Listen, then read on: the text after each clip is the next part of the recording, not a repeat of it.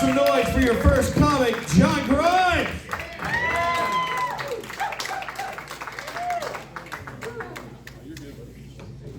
All right, give it up for Randy one more time. His name might be Slack, but he's never slacking. I don't know, maybe he slacks all the time. I'm John Grimes, nice to meet all of you. In about 15 minutes, we're gonna be best friends. I'll be outside smoking some weed if you're cool. Or if you're not cool, it will make you cool. I don't know if you know that about weed, but it works. And it's not addictive.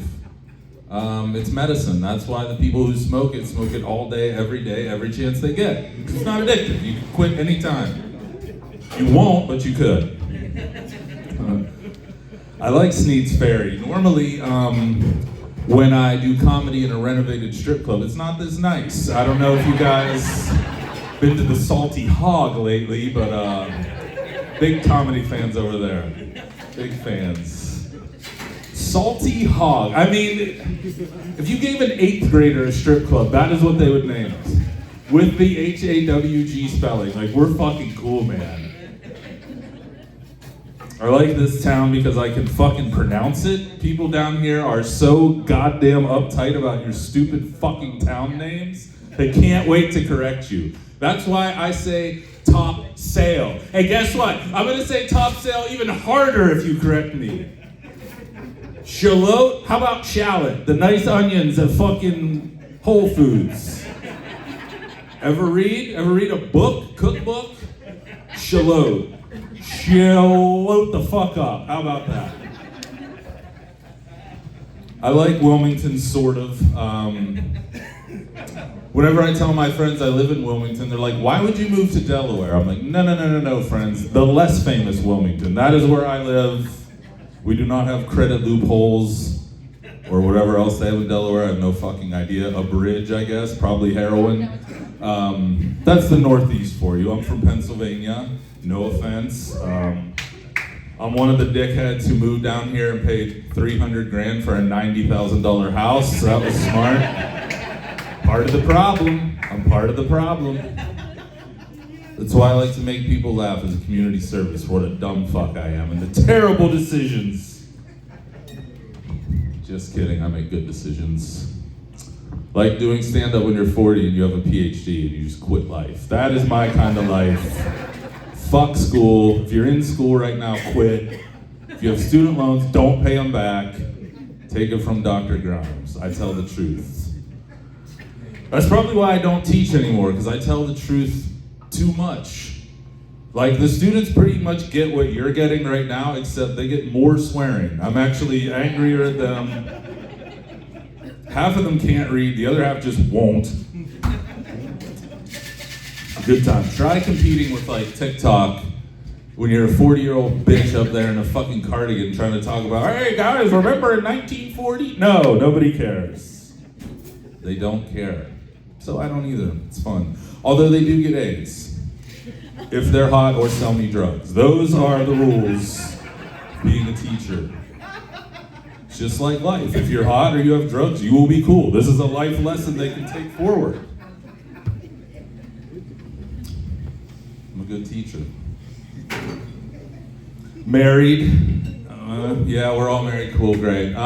It's fine. My wife is who actually bought the house. I just live there in the garage with my dog and my Ninja Turtle toys. But yeah, I'm married, and I actually did a show. She works for Novant. Anyone in here work for Novant? Good, fuck them. I'm gonna talk a mess of shit. But I do this fucking show. I'm in the hospital at noon. First of all, I'm like, you have a career. You know me. You really want me in your job doing this. What is the fucking problem with your brain, friend? You married me, now you want to put me on display with like the CEO of Novant. So of course the first thing I do is be like, I'm gonna buy a Free Luigi t-shirt and wear it to this fucking healthcare summit. Did not do that. My wife is still employed, but I thought it. I had to be all clean. I'm in there like, hey, you guys, isn't it weird when somebody steals your lunch in the break room? The fuck are you supposed to talk about? People, they don't even want to be there. Like, oh, we have some mandatory fucking comedy show during lunch. Some idiot's husband who works here. I don't know. He's probably one of the janitors. He looks like one. Nah. No font. It's kind of hard to shit on the person who funds your entire lifestyle. I kind of, didn't want to screw up that gravy train. Behind every comedian is someone with a real job.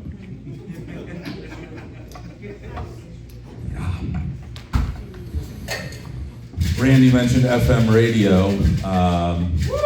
Yeah, I still fucking like FM radio sometimes. If I'm in a doctor's office and they have a no phone policy, then I really like it. But no, I did that shit in high school, and man, they do not respect the DJ. You do all this weird shit. You have to get like an FCC license. What the fuck is? Then they're like all these knobs and gauges. You're supposed to write that shit down. Much like every other job. Just couldn't do it. I can't follow rules. I'm an artist, I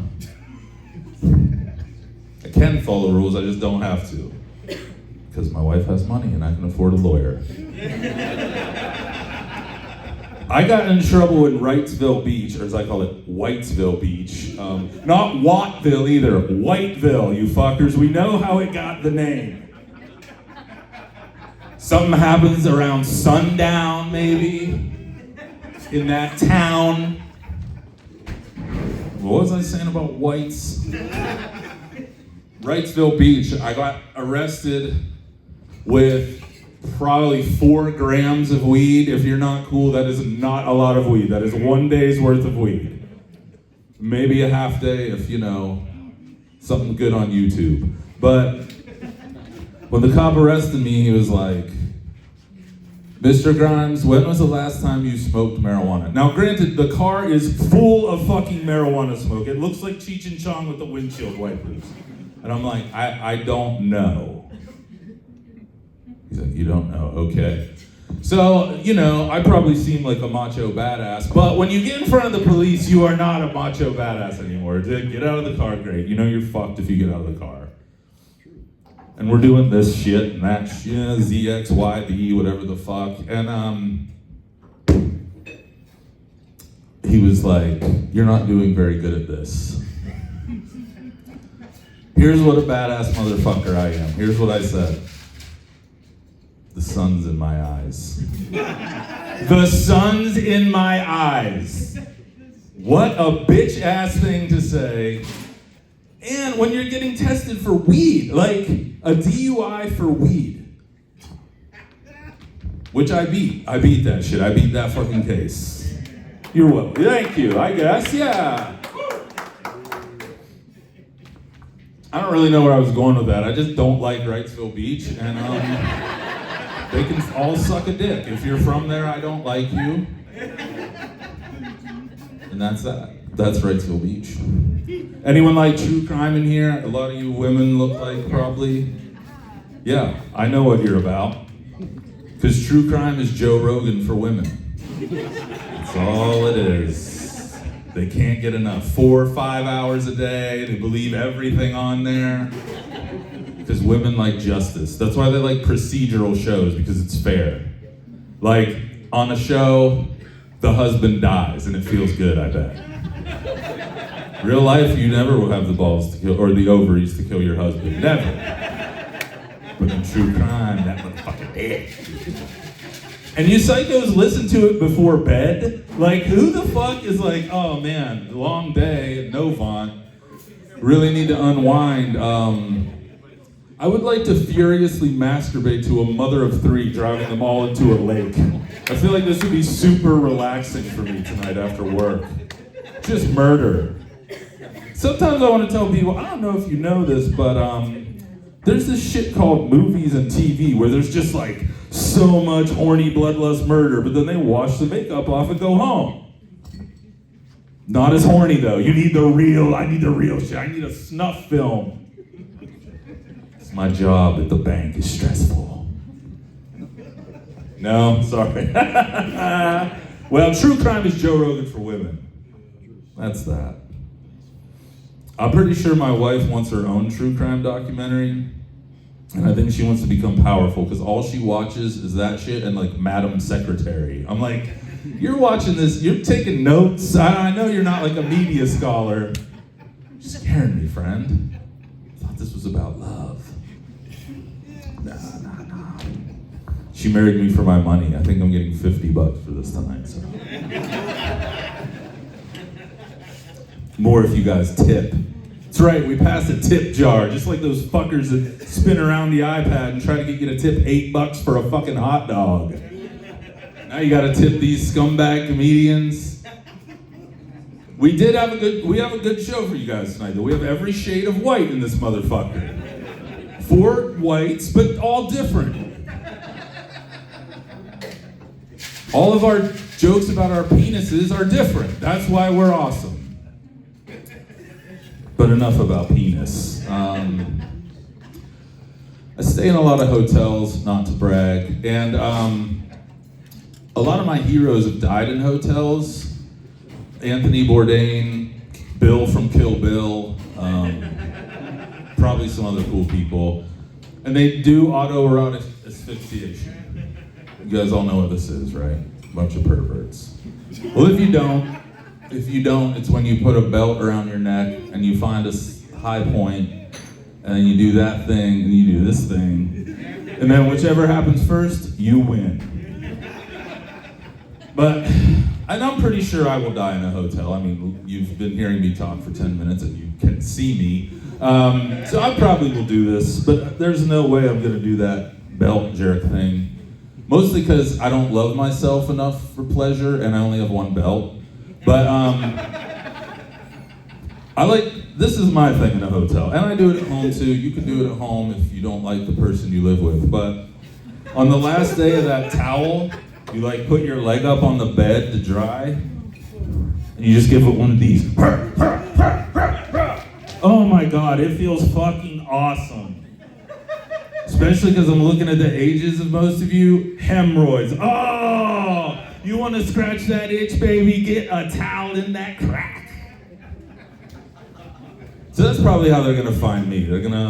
Cleaner's gonna come in, whoever. Oh no, this guy, no gun, no forced entry, just has a smile on his face and a towel way up his ass. We have no idea what happened in here. It's a mystery.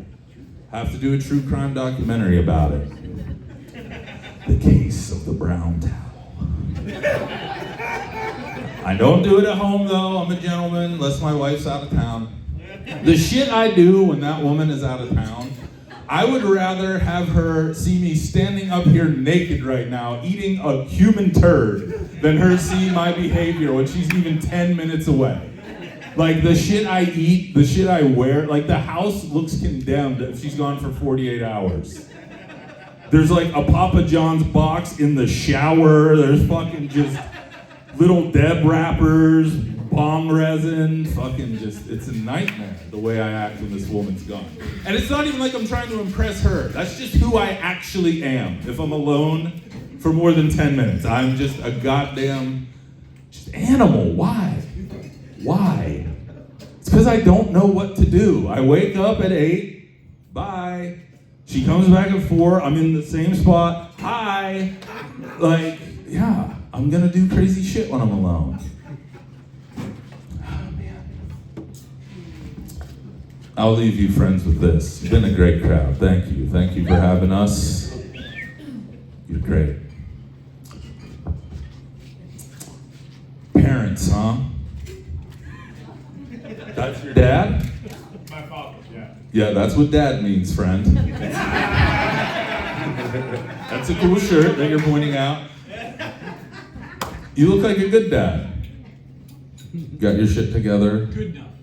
Hey, you raised a handsome gent. He even tricked a woman into coming here with him, so he's probably doing something great. My parents sucked. Not really, I mean, they were fine. They won't hear this, but we were poor. We were poor and they lied a lot. Like, here's a lie. If you're good, a jolly bitch in a jumpsuit is gonna come into our chimneyless trailer and give you a PlayStation. Thanks, Mom. Or how about if you're nice and you grow up, you can be anything you want if you work hard. Really? I guess the biggest lie my parents ever told me though, shit. They weren't kidding when they said shit. Your life is shit. That was the one honest thing they said. But what hurt the most was when they said, don't worry, John, this divorce wasn't your fault. Have a good night, I'm John Grimes.